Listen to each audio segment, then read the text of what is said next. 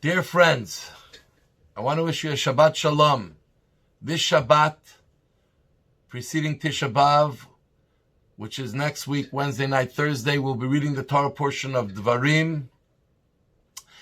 It's the first portion of the fifth book of the Torah, the book which we call Mishnah Torah, repetition, because Moshe repeats as if talking from himself to the Jewish people, and he repeats everything that happened during the 40 years in the desert, plus some new things that are taught in this book.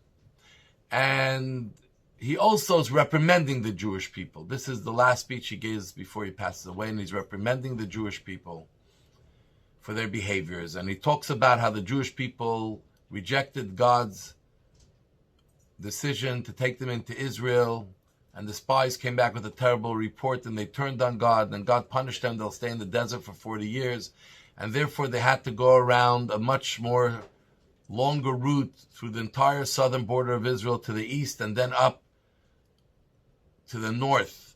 And there they passed several countries, Seir, Moab, and Ammon, which they were told clearly that you're not supposed to even try to conquer those lands to go into Israel, because they belong to descendants of Avram. Seir is the descendants of Esav, Avram's grandson, Jacob's brother. Ammon and Moab are the descendants of Lot, the nephew of Avram, who Avram took care of, and therefore had many merits. And therefore we're told that this lot was never apportioned to you. Don't even try to conquer it in any way. And in reality, this is a lesson to us for life, that everything that we have is based on God's apportioning it to us. You know, sometimes we try to obtain something, and we try hard, and we're smart, and we do all the right things. It just doesn't work out. And often this is a message that this is not our lot. This is not what God apportioned to us. And try as you may, it will not happen. And that's how we have to look at everything in life. This is the source of gratitude. Whatever comes our way is because God decided it should come our way. And if it doesn't come our way, Gam Zu L'Tova, this is really for our best. We may not see it now, but this is really for our best. And this is in so many things. It's not just the money and assets. Sometimes it's in a job. It's in a particular thing you're pursuing. We have to remember that at the end of the day, God allots to us what is for us. Now we have to work to obtain it.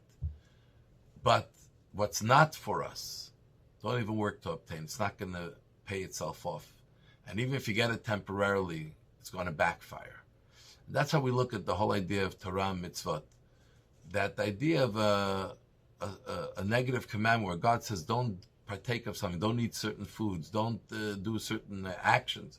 That means that this is not a behavior of a Jew. This is not an experience a Jew is supposed to have. We live our life based on the experiences God, the parameters God allows us to have, because that helps us obtain what's our lot. And otherwise we're stepping on things that don't belong to us and they're not supposed to be part of who we are. And as we prepare for Tisha B'Av and the morning of the destruction of the temple, remember that our lot is the temple. Every Jew has a connection to the temple. And let's do some extra mitzvahs to be able to receive our lot, the third temple, very quickly in our days with the coming of Mashiach. May God bless you. We love you all. Shabbat Shalom. Candlelighting time, Montreal, 8:17 p.m.